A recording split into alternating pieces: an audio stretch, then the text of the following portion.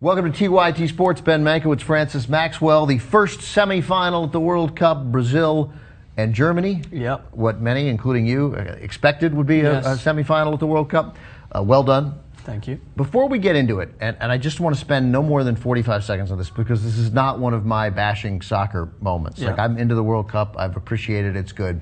I think that a lot of that momentum, at least here in the United States, that it took to casual fans, but a sports fan. I could be a soccer fan. Yeah. Like, you could poach me. Yeah. Right?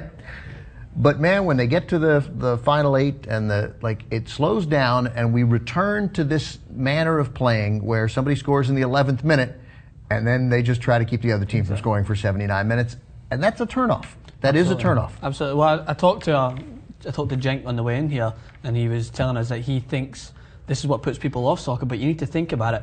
You're now on a level playing field. These are teams that are coming together who are the best, the cream of the crop. It's like they're going to come up against each other and it's going to be tight. I mean, it's going to be tight games. It's not as high scoring because these teams have better defensive structures and they have better coaching. As I said about Germany and France, it's about strategies now. I got it. I understand it. And if I were they, I would do the same thing because the point is you're not trying to. Their mission is not to win more fans. Yeah. Their mission is to win the cup. Exactly. And they got enough fans. It's the most popular game in the world. I got it. Mm-hmm. But it is as if a thrilling NFL season got to the playoffs or the second round of the playoffs, and then everybody ran the ball 45 times and played a field position Exactly. game. So that is a turnoff, and it's been disappointing for me because I was so. It's because they introduced you to an amazing tournament so far. Right. In the group stages, you're just sitting on the edge of your seat every game. Right. And I mean, don't get me wrong, some of these games are still so thrilling, the 0-0 games, but they've kind of spoiled you so far. You know what I mean? They kind of spoiled you with all these goals, and you come to and you're thinking that you're going to get the same. It's not thing. just the goals; it's the strategy. It seems to be this effort of we're just going to try that we're trying to kill time. Outsmart the other team. That said, these teams are clearly two of the best teams in the world. Yes.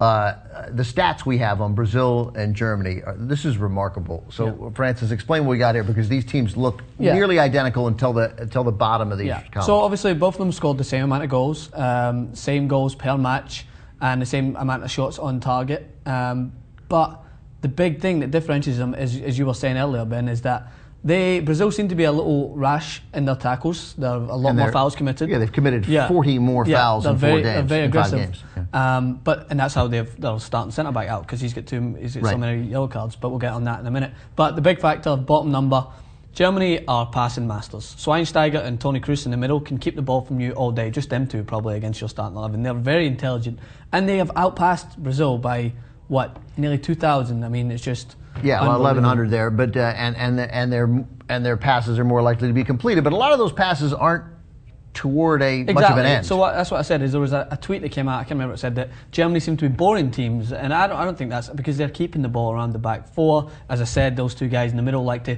come in, take it, and kind of just keep possession, slow the game down. They're not a very fast-paced, go forward every 2 minutes team, which is why they're so comfortable at the back because they keep it and they build their attack slowly and steadily. And with the athleticism that Brazil has, not to suggest that Germany doesn't have athleticism, they have great athleticism. But Brazil, I mean, we said that they were reckless, but their recklessness works for them. Yeah. That's their style. Yes. Well, I mean, it comes down to are they being punished enough by referees that are in the host nation because they commit a lot of fouls, especially the guys in the midfield that have been. Against Colombia, James Rodriguez was kicked a lot. And I mean, that was a tactic that Fernandinho had. Obviously, the coaches told him, go out there, get stuck in, make sure he's tight. And it worked for them. I don't think there's anything too much wrong with that. But they should have been punished more, I think, with yellow cards.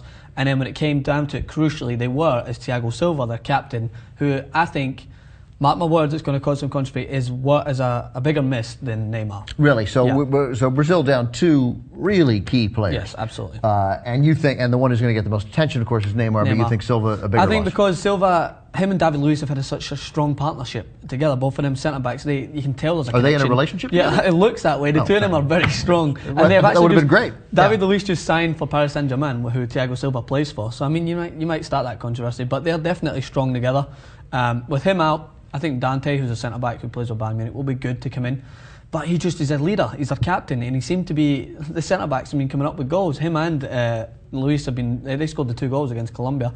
Neymar, of course, is huge, and it was hard for me to see such a great young player miss out on a World Cup final. I think it must be devastating, and I think Brazil, when you have to rely on Fred.